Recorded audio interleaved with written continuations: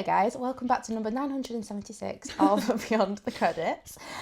We are going to be talking about something really, really fun today. Now, I believe it might have been last week or the week before, but we had CinemaCon. Now, we have to preface that there is some things that we just don't care to talk about.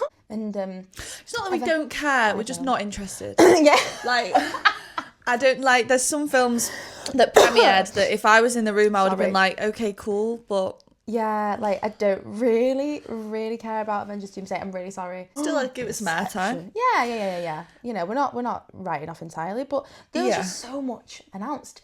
There was. I'd literally get whiplash from 32 films they announced. Like, I know, it's insane. Whether it's ones that are like pre-production, in development, or certain of being developed on the at slate, some point. yeah, like it's unreal. We're just going to go through kind of the things that we saw, the things that we found interesting, the things that we're excited for, and then we're going to end with a bit of a discussion about the upcoming merger, the talk of CinemaCon. Apparently, we weren't there. We weren't although there.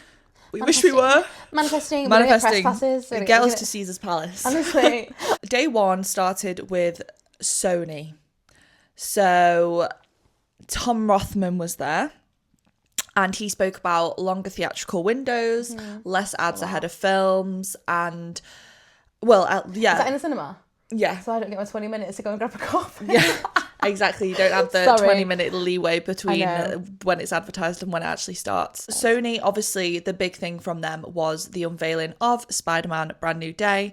There was also Zach Cregger's new Resident Evil film. Oh, yeah. I'm watching that. Yeah, no. Maybe I'll go and watch it, but like again, it's not really one that I'm really interested in. However, we are, as I can probably speak for you here as well, Aaron Sorkin's Social Reckoning. Yes. Starring Mikey Madison, Jeremy Allen White, and Jeremy Irons. Yes, Jeremy Irons. Love him. Yeah, it's the companion film to The Social Network, and it follows Mikey Madison's character who enlists the help of Jeremy Allen White's character to blow the whistle on the Social Network secrets. The plot of this is giving Spotlight. Yeah. And if you've seen episode 1, I believe that's my Letterboxd top 4. Yes, in that episode. I think I've changed it since, but oh my god, no, one of my top 10 I thought you meant films. episode 1 of Spotlight then, and I was about to be like, it's a film. No, it's episode 1 of the podcast. But yeah, first look was shown in the screen. I think it was room only, because they have this thing at CinemaCon where they will show it in the room and then it will get released to the wider world. For example, we'll come on to it later, but Practical Magic 2, that got shown in the room and then it got released. Same with a lot of cast announcements, but some of them were purely for the room only, and kind of it's just exclusive to those people in the room. This wasn't Sony, but that's the Odyssey, wasn't it? Yes. They showed a clip of the Odyssey. Yeah. June Part 3 was one of them as well. Yeah, well. like the first 7 minutes of that. Yeah, exactly. Yeah. So it's kind of like it's very exclusive. Yeah. Yeah. Get me there. Honestly, is all I have to say. And then they also showed the Jumanji 3-quel trailer. Again, not the hugest. the white of your eyes, just like. I'm not the hugest fan of Jumanji, but people are. You know what? People are, and we don't hate. No, exactly. It's just not a bit of us, but yeah. There was the new Grand Gear, like new original action film announced. There was that, and obviously I think the main one was Spider-Man. Which I do understand, because is it going to be Tom Holland's last Spider-Man film? Is it? I don't know. I don't think that's confirmed, but it could be. Sony presented, it was quite, I feel like people were excited for that. Yeah. I mean, as I say, personally, we're very excited for the Social Reckoning. Yeah. Neon also did a presentation where they presented Godzilla -Zero film. They also presented A Place in Hell, starring Daisy Edgar Jones and Michelle Williams, which I'm really excited for. That's also written and directed by Chloe Demont. So oh my god, Fair Play. That. Yes. Yeah. So I think, again, it's set. Fair Play was set within like a high stakes lawyer firm verse. And this is also set within a high-stakes pressure environment. She loves the high stakes. Yeah, she does. She's really promising. But it works. Like, it worked with Fair Play. So Fair Play was really good. Yeah. They didn't present much else, I don't think. They didn't really. No, they weren't like the big, really, I mean, we'll obviously get onto these. The big studios were Warner Brothers and Universal for me, honestly. Paramount as well, Universal that got me buzzing. Yeah. But we will move forward with Day 2. So that, I believe, was... Warner Brothers. Now, they had the biggest slate, I believe, in terms of the number of films. 32 films announced on their slate. Unbelievable. I think the biggest, I don't know about you, but the biggest takeaways in general, you got Dune Part 3 with Lord of the Rings cast announced. Jamie Dornan has been cast as Aragorn. Yeah. So you've and got Leo that. Woodall. Leo Woodall, yeah, he's doing really well these days. Yeah, it was interesting because Warner Brothers actually started by confirming their new film speciality label, Warner Bros. Clockwork. Yes. Aren't they doing their first feature of Sean Baker's? Yeah, Ti Amo. Ti. So that I'm really excited for that. Obviously, we saw Yes. Honora by Sean Baker swept at the Oscars not last year. Well, not this year, last year. So a little later than before, really. That's kind of how it's been sort of. Exactly. Digger was also shown, which is a dark comedy starring Tom Cruise. So you kind of know you're going to get action-packed, high budget. The clips I've seen and the look of that looks unbelievable. It does, doesn't it? Tom, stop jumping off planes. Oh. We love you. You're going to hate yourself. I know. Well, he already has. Broken his Yeah, ankle, hasn't he? oh, But that clip. yeah, he stars as the most powerful man in the world who causes an environmental disaster that is threatening to displace millions of people. So again, quite, high stakes film, probably very action packed. Yeah. Edge of your seat vibes. Literally, I'm looking at the cast list. The fact that you've got Riz Ahmed, Sandra Huller, Jesse Plemons, and John Goodman. John Goodman is playing the president. Iconic. I don't think I've ever been more excited to see someone play the president of the United States. Cast is stacked for that one. I'm really excited for that. Not only because it's Tom Cruise kind of meandering away from like hyper sort of pure action, sort of the Mission Impossibles. You've got Alejandro Iñárritu back on the scene now. Iñárritu said that he shot it in VistaVision, didn't he? Made only to play in the theatres. Love you. We missed you. When is Iñárritu is like he win 2 best director Oscars off the bat, like Birdman, The Revenant. So he clearly and those 2 films I love both of them. So it's exciting to see a director be especially picky and potentially spend a lot of time developing a project, but it looks really, really fun. I think it's a good one to come back with a bang with, isn't it? For him to have actually stated that he shot it in VistaVision purely for the fact that he wants people to see it in theatres. That it's just great. It looks really, really good. But the way he said he was petrified to have made it, he was really scared. It was like it scared him to make it, therefore he made it. And I find that quite promising. Oh, definitely. Obviously, as Emily mentioned before, the Lord of the Rings franchise, Hunt for Gollum, also announced the rest of its leading cast. So it's Jamie Dornan and Leo Woodall that are joining the already cast. Kate Winslet, Queen. I might just watch this because of Kate Winslet. She's obsessed with Kate Winslet. And who isn't? Do you know what I mean? No, so true. Ian McKellen. Andy Serkis, obviously, and Ian McKellen. There was also a preview of Clayface and Supergirl. Clayface, which was actually shot majority of in Liverpool, which is mad. Was it? Yeah, St George's Hall. It does look quite. When I look at the stuff for it, it's Tom Rhys Harris, isn't it? Who's playing Clayface? Which scary.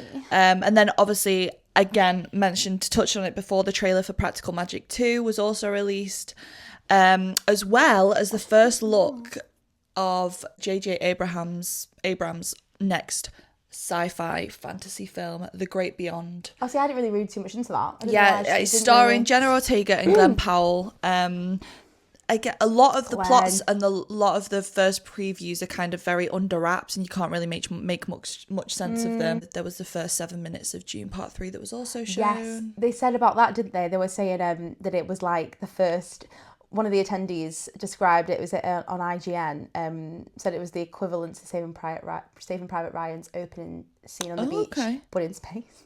Oh wow, interesting. Or like a random sort of alternate universe. Yeah. I was like, that is a really that's a way to describe it. I wonder if they're on the payroll for Warner Brothers because that's really going to get people's bums on seats. Yeah, that is going to get bums on 7 seats. Minutes. Yeah, I'm excited for that because Dune Part 1, I didn't rate that much, but I thought, well, I've seen the first one, so I'll watch the second one, and I loved the second one, so I really am excited for the final instalment. One thing I took away, you got the Oceans prequel as well. Bradley Cooper's writing, directing, and starring in the Oceans prequel, which I believe is going to centre around Danny Ocean's parents performing a heist at the Grand Prix in Monaco. Margot Robbie. That'd be so cool. Warner Brothers overall, I think they've got some really exciting things. Another thing that made me quite excited as well, obviously coming off the back of awards season and the success of Weapons and obviously Amy Madigan's win, is that the Weapons spin-off Gladys has got a release date of the 8th of September 2028. I've still not seen Weapons, but I 2028. Well, you've got 2 years. I've got 2 years. You've got 2.5 years to get that in. Yeah, I don't find many films that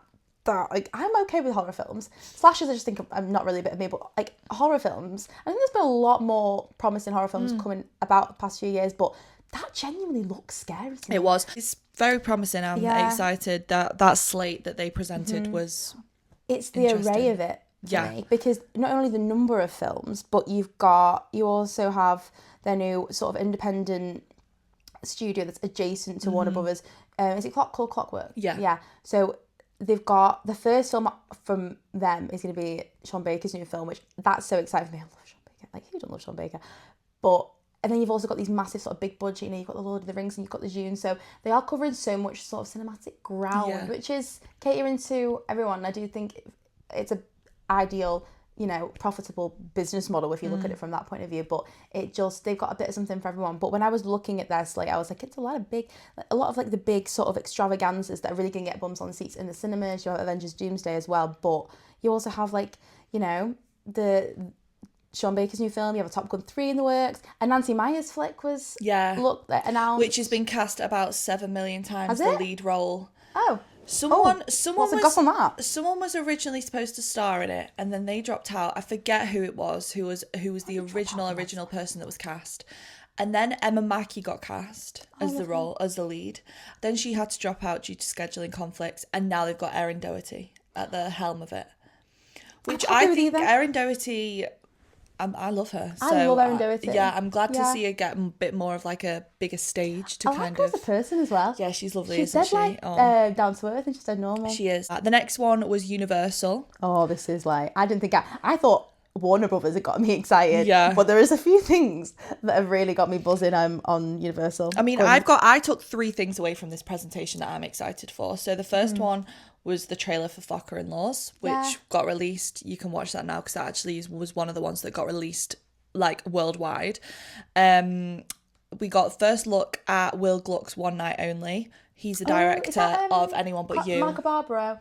Yes. And Helen Turner. Yes. See, cast is promising, director. The cast is promising, and I remember seeing a lot of pat pics of when they were filming this, and the Will Gluck kind of came and presented this film, and he was saying that he made this film because he wants to keep love in cinemas. He described it as like the modern day romantic comedy. So we did an episode on rom-coms.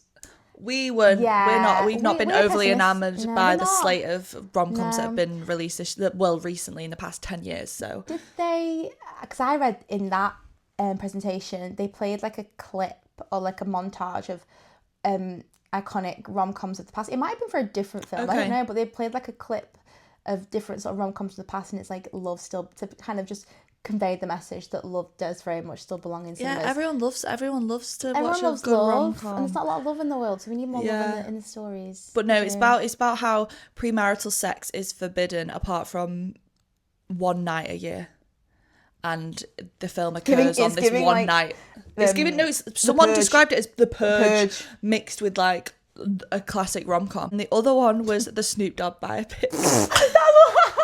I said to Ella before we started filming this, I said, there's something on this slate that had me howling, literally howling. Iconic. And I said, I'm not going to say it to you before we start filming, because it's just, I was howling. So you've got, it not only is it like, we've talked about biopics before. I am somewhat of a pessimist when it comes to biopics, particularly music biopics. Because I think it's just the sheer number of them. And I do feel like we've talked about this, the potential of them just being cash grabs. I mean, we have the Michael one that's just been released.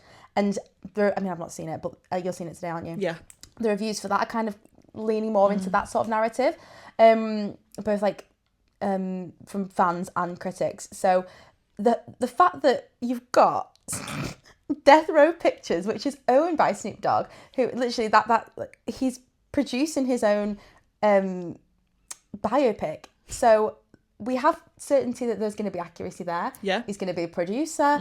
They've got a multi-year deal with Universal, and we had Snoop coming out at CinemaCon. Snoop, as if I'm like, no, he's an icon. He is literally an icon. He's literally got he's like, so funny. He honestly, it really had me laughing, but it actually really gave me a lot of faith in that project in and of itself. But also, Universal, that's good crack from them. Oh yeah, completely. What's your thoughts on that? Do shed light, because it's just so funny. So it's starring Outer Banks star Jonathan Davis. I've personally never watched Outer Banks, but and it starts filming this summer. I personally, Snoop Dogg's never really been someone that I'm like, we need a biopic on him. Like, he's not really someone that I look at and I'm like, oh my god, I'd love to know his background. But I feel like it'll be quite a fun one. I feel like it'll be done quite fun, and It's especially really because he's put his him. hand to it. And Yeah. I think, I mean, I hope he kind of lays it all on the table. Sometimes it's good having having the person involved in the majority of the time, but sometimes it kind of holds it back a little bit, because they obviously, if they've got creative control, they can say, I don't want that involved, I don't want that involved. That does make sense. Yeah, So that's another point. Yeah, I do hope he doesn't stray away from, like, but I mean, stray away from what? I don't know anything about him. He could just have I mean, yeah, it's one of them things where it's like a Snoop Dogg biopic. I didn't know I needed that in my life. No, literally. It's literally one of them, but I will be, and there's not a lot, I'll be there, like, bum on seat, but there is not a lot known about Snoop. I don't know a lot about, you know, his life, the trials and tribulations of it. It might be that he wants, I'm so intrigued now, because it might be that he's like lived such a vibey life and he's literally just been high for 50 years straight. Yeah. And he just wants to like make a biopic about his life and just like convey that energy through the screen and just make sure it's a really fun watch. However, there might be elements of his life that, you know, obviously like anyone's, the light and shade of it all, it'll be interesting to watch that as well. But at this point we know nothing. All we know is that Donna Langley was she's in full support. She was there. She was backing it, and I think it'll be, at this moment in time, I'm thinking this is going to be jokes, but we don't actually know the ins and outs of his life, so I'm really interested. But him and Universal like that. Well, big up Snoop. Big up Snoop. Yeah. Do you have any more from Universal? Did you find? We've got. I mean, they obviously don't have the slate wasn't as big as Warner Brothers. That was a bit like whoa. Yeah. But obviously you've got the Odyssey, and you have Disclosure Day. So those are the two biggies. Which ones should we start with? The Odyssey. I want to go into this as blind as possible. I've seen the trailer. Well, yeah, I've seen the trailer, but all I've seen is that because it's the first film shot ever entirely on IMAX. And then I had to read into it because I was like, wait, didn't they shoot Oppenheimer entirely on IMAX? No, it's like, actually, this is the first one. Yeah. There's not a lot that's been revealed. It's actually not as long as Oppenheimer. Okay, interesting. It's apparently because Oppenheimer was dead on 3 hours because I don't think they could make it any longer because of the film. They didn't have a long enough IMAX film to make it any longer, but this is apparently it's not 180 minutes. It's between 150 and 170. Okay. So, yeah, but I'm yeah, this is one of them where I think we're just going to go in and be like, I think everyone is as well. Like, it'd be funny, unless you're a scholar who's read the Odyssey. No, exactly. We know the general gist. But yeah, Matt Damon's ripped, that's all we can say. Tom Holland, I think especially him, we've got like such a strong cast. Yeah. But I do think Tom Holland's got a bit of a unfortunate rep in terms of, he's kind of, other than Spider-Man, some of the roles he's gone for haven't been critically or commercially warranted. I don't know if you feel the same, but I do feel like hopefully this is his like... I saw him in a TV series on Apple TV. I forget what it's called. I want to say it's something like Cherry, but I could be completely wrong. On Apple TV, and he was really good in that. Yeah. Really good in that. But yeah, since then I feel like... But then Disclosure Day as well. Spielberg actually made his first ever CinemaCon appearance. I didn't know it was his first. Pop Off King. He showed an extended look at Disclosure Day, and he also he was there and in his speech praised 45-day theatrical release windows. Love you, Steve. Love you, Steve. Disclosure Day, I'm really excited. I haven't seen Colin Firth in anything in a while, and he looks like he's got... I kind of underestimated his role in this. He's in the trailer a lot, so I'm hoping he's going to be in the film quite a lot.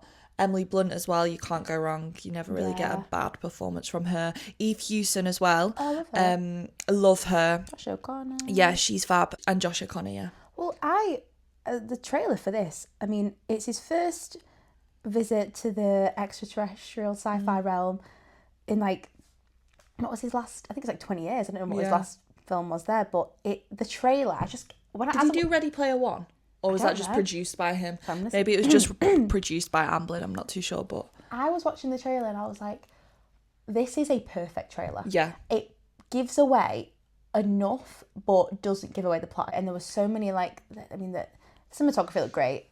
Yeah, it teases you in the sense of like, here's what you can get if you come and see the film. And I feel like a lot of trailers nowadays give too much away and you feel like you've watched the film from the trailer. I think this is what I think he's most synonymous with. I mean, I love West Side Story and I love like, you know, so many of his non-sort of sci-fi stuff. But I do think he is like, no one draws you into the an alternate universe like Steven Spielberg. No one makes you believe in the like unproven like him.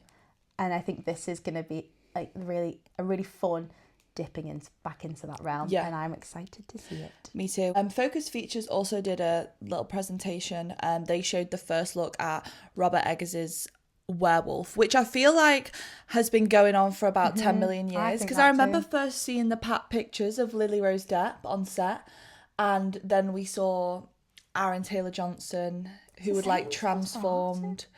I know, I was thinking that because the exact same cast. Who else is new? Aaron Taylor-Johnson, Lily Rose Depp and Willem Dafoe. It is literally Nosferatu dupe. But it's set in 13th century England, and that is literally all we know about it, because I think it was first look within the room only. I don't know if it's got a release date yet, or I don't know if it's got a UK release date. It might have a US, but... Well, I really loved Nosferatu. Yeah. I think I absolutely loved it. I think he's great. There have been reports, people who got the first look coming out saying it's scary. Like, it looks scary, like proper, you know, like...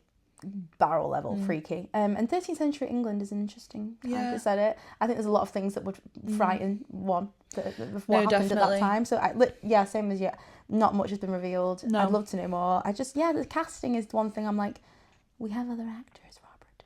Yeah. You know what I mean? But and I also do think Lily Rose Depp is underrated. And I agree. But she was good in Nosferatu, I'm telling you. Mm-hmm. Amazon had their presentation where they teased some James Bond developments, but they didn't really give much away about casting. All I have to say, Amazon producers, go and watch our Bond episode, because we've basically got it down. Yeah. We'll cast it for you. Yeah, no, we will. Go and watch it. But they also showed the... Well, I don't know how much they showed of this, but the Thomas Crown Affair, directed and starring Michael B. Jordan. Yes, I did see a little bit about that, but yeah. Also starring Lily Gladstone, the Queen. Haven't seen her in a while. She's back. Kenneth Branagh and Adria Arjona. They revealed a For the Room Only trailer. That's a cast I never knew I needed. Yeah. Wow, I love Lily Gladstone. We also got a look from Amazon from the... they showed a For the Room Only trailer, but the trailer has been released like literally last night for Verity, which is starring Anne Hathaway and Dakota Johnson. And I mean, the Colleen Hoover adaptations haven't been mega. I've not seen it. I did see Regretting You. I didn't see Reminders of Him. Reminders of Him. I haven't seen Regretting You. No. I haven't read those books either, but I did read Verity, and I am excited for Verity because it's just a bit, it's the best book Colleen Hoover's done. So I've only read any of those. See, I think it goes, my favourites from Colleen Hoover are Verity and Ugly Love. Okay. Verity I am really excited for, because I just think it's a bit more nitty gritty, less cringe. Of course you do get those like moments, but it's Colleen Hoover adaptation. Of course you are. But Verity, I did really enjoy the book, so I am really going to enjoy this film. This doesn't come out until like the September, I don't think. So there's a bit of we've got the summer to wait. They also presented, which I know you're going to be buzzing about, is Peter Farrelly's I Play Rocky, starring Anthony Ippolito as young Sylvester Stallone.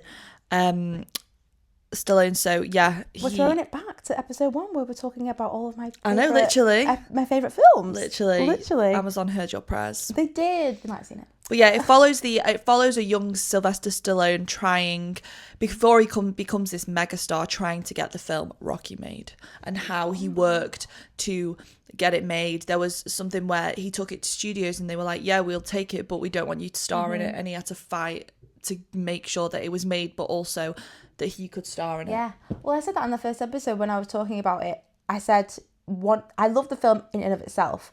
It is an incredible film. Yeah.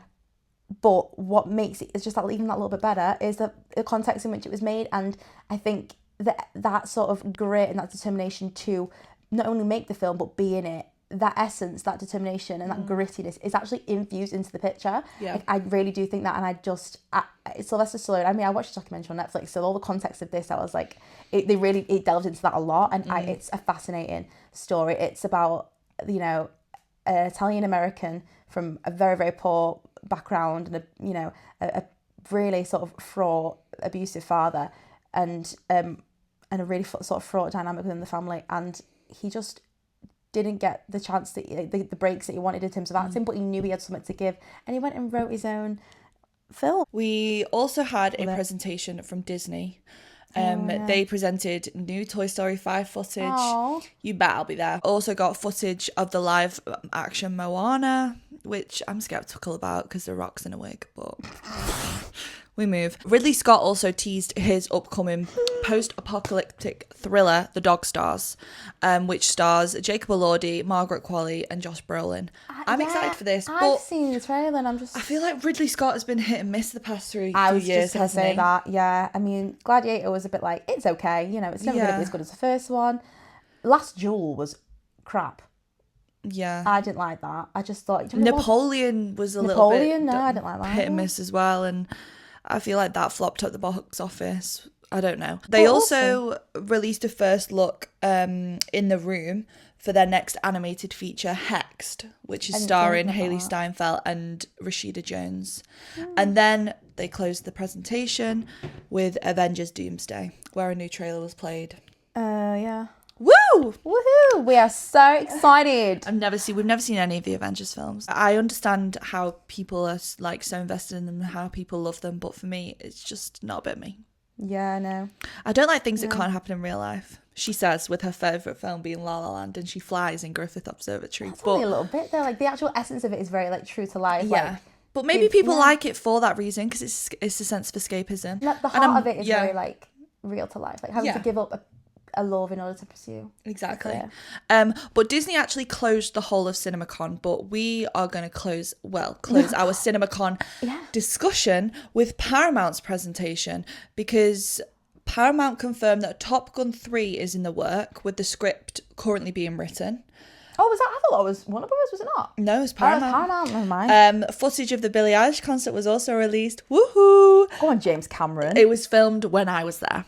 Claim to fame. That actual show? Yeah, they filmed it at the Co-op Live over the 2 nights that she was at Manchester, and I was at the second night. Stop it. I know. Oh, so they filmed at the Co-op? Yeah. Oh my God, they did that with James Cameron was in the cool. vicinity, and I was standing. I could have gone and searched for him, but it's fine. You're like, James, when's Avatar coming out? Billie Eilish concert, I'm going on release day. I'm there, bum on seat. In 3D, can't wait. Honestly, one of the best concerts of my life. Yeah, she was so good. So I'm really excited to see that. Johnny Depp was also there, and he brought the first footage of Ebenezer, A Christmas Carol, directed by Ty West.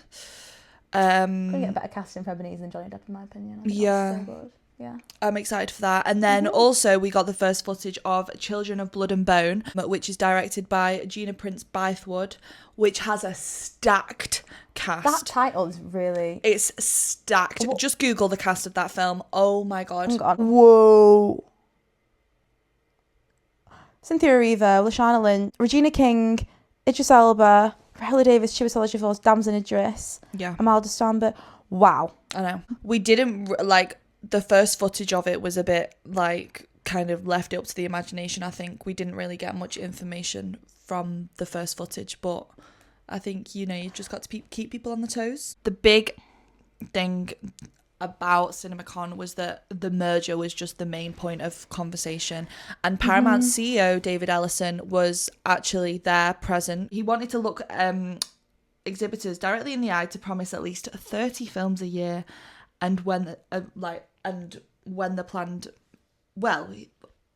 you assume he would commit to those 30 films a year when the merger actually closes, like when the deal closes. But why don't you just do it at Paramount and just not buy Warner Brothers? They have the Warner Brothers thing is so... It's messy. It's like an episode of Succession, the more you read into it. No, it really is. Warner Brothers are only selling because they're in so much debt from failed past mergers. Yeah. And you've got the Netflix... Everyone was up in arms about the Netflix deal because that could have potentially been the end of theatrical releases as we know. But then actually people are now thinking, I'd actually rather Netflix have bought it because they don't like the Ellisons. The Ellisons have a hit and miss reputation within Hollywood. Yes. Some people like just do not want them taking even more control than they already have. Just a bit of background on the merger for people that might like just not know. The deal is worth roughly $110 billion, and it would make it one of the biggest mergers ever. It would combine the brands of Warner Brothers, obviously, HBO, CNN, DC, CBS, Paramount Pictures, MTV, Nickelodeon, all into one big giant company. And as of now, shareholders have approved the merger, which is a massive milestone. Like, obviously, that's why it's such a big talking point. Has it gone to government yet? Because obviously it has to be approved, doesn't it? The deal is not final yet because it still needs the approval from the US Antitrust, which is the Department of Justice, basically, and also approval from European regulators. Well, it will go through because, and you look at how Paramount have accumulated the $111 billion to purchase Warner Brothers, and it's through Daddy's money as well. I mean, they own. It's Corey Ellison, isn't it? That's his dad. Yes. Yeah. Like they own. You've got also Jared Kushner's firm have also invested in it as well. Yeah. Jared Kushner being the son-in-law of the President of the United States. And you look at like the right-wingification of a lot of American media outlets, especially those owned by Paramount, CBS. Not only is there obviously the financial implications and the implications of the industry in terms of job losses, you've got the political implications of all of these companies, the ones that you just listed off, news outlets, studios, all of them being under one umbrella, owned by one family in essence, with a lot of links to a right-wing political system, and people's concern that will affect what kind of films are made and whether there'll be any ongoing sort of censorship or indirect sort of elements of censorship going on there. So there's so many different elements of it where we basically have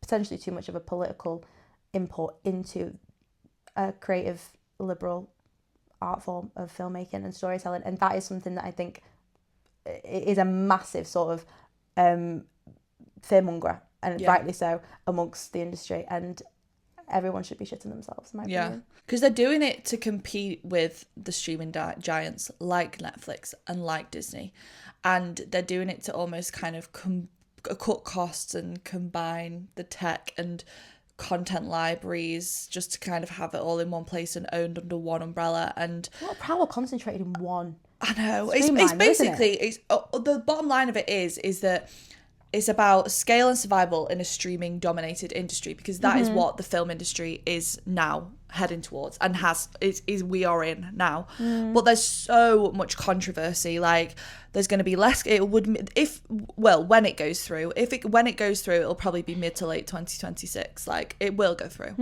They've got this money in cash. That's why Netflix backed out, because did they pay him like $2 billion as like a bit of comp to be like, sorry? I don't even know, but like they won. Paramount won the bidding war, but mainly because their opponent pulled out. Like, it wasn't a bidding war, it was because someone bailed. There's going to be less competition in the media, major job cuts, too much control. They're going to have too much control over news and entertainment. Like, that's where the controversy comes from, as Emily touched on before. It's not just cinema. Exactly. It's media as a whole. It's media. Like, they would, as I said before, they would own CNN, CBS. Like, they're the major news outlets within America. Like, there's going to be a massive impact on creative output and diversity within film.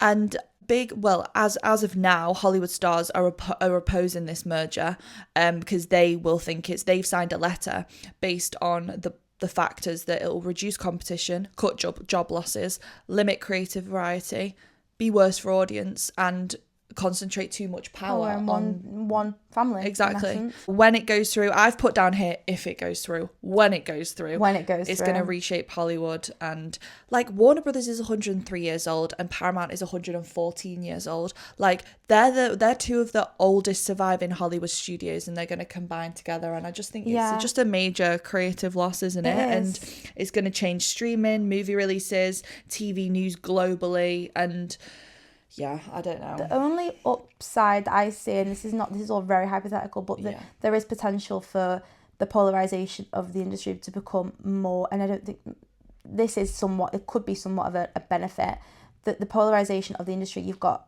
all of these companies owned under one umbrella, you might get the pushback from the sort of lower to mid-scale production companies and filmmakers who will take their creative agenda elsewhere, and they will not, they will seek out all the studios, they might develop all the studios. You look at Matt Damon and Ben Affleck, they made Artist Equity, so they're not just producers anymore. I mean, they've written and produced their own stuff for years, but they've now got their own studio. They find out small things like these, Cillian Murphy's film. So you might see more creatives actually, and this is me kind of speaking in terms of, you know, my hopes of what it could mean. But we have so much power concentrated in one sort of realm that the pushback might be that we steer another way and we actually go on our own agenda, and you might get the polarization of the industry coming out from that. And it is going to have so many detrimental consequences in terms of the job market in film, in terms of the kind of films that are going to be made, the kind of voices that we're going to hear, the potential lack of new creatives comes to the forefront. You probably are going to, over maybe quite a long period of time, gradually start seeing perhaps those really low to mid budget things happening, because you do really in this sort of world of film, and currently you've got like the big budget sort of like, you know, get bums on seats stuff being made, and then you've got like the Sean Bakers of the world who are scrimping and scraping, making, you know, films like Honora for $6 million. So you might see a bit of, I mean, hopefully you'll see a little bit of the middleman coming into play, and people rejecting these big studios and going off and forming perhaps more middle tier ones, like in the 90s when obviously you know, we don't love the people that were at the head of Miramax, but you know, the kind of stuff that was being made by studios like them in the 90s was that very like middle tier, sort of middle budget, like I'm talking you Good Will Hunting, Your Sense of a Woman, those kind of films. So you might see a reversion back to that if, you know, we have enough powerful people in the industry in Hollywood that are willing to sort of go down that route. And you do see people like Ben Affleck and Matt Damon who have already done that. Yeah. And it's, you know, I think an act of rebellion will come in some form at some point. That is the nutshell of what I'm trying to say. But yeah, I just think, the overarching thing here, like, okay, you can promise us 30 films a year, but we don't want 30 shit films that you've just churned out because you've promised and you've looked people in the eye and said that you're going to produce 30 films. Like, we don't want quantity over quality. We want quality over quantity. Yeah, we do. Like, and ideally both. And ideally both, but also I'd rather have better quality films that are in cinemas for longer, instead of you just churning out films left, right and centre that don't meet up to those 45-day theatrical release windows. Yeah. But yeah, that's our hot take on CinemaCon. There's a lot of films that are coming out that we're really excited for. And the merger. The mergers are really... We'll see, but I think we all know where it's heading. Yeah, I mean, the links that he has to the Trump administration, when you look at it, are... extensive, they're deep, and you know, look, even like Trump is wanting to dip more of a toe into the media and how it's run and who can, you know, have a talk show. Jimmy Kimmel can't, like, you know what I mean? So this is frightening. Honestly, it really, really is. And yeah, I think for many reasons. We hope you enjoyed this episode. Let us know your thoughts below. We hope it was insightful. We hope we shed a bit of light on it. But yeah, we hope you enjoyed, and we will see you in the next one. Bye.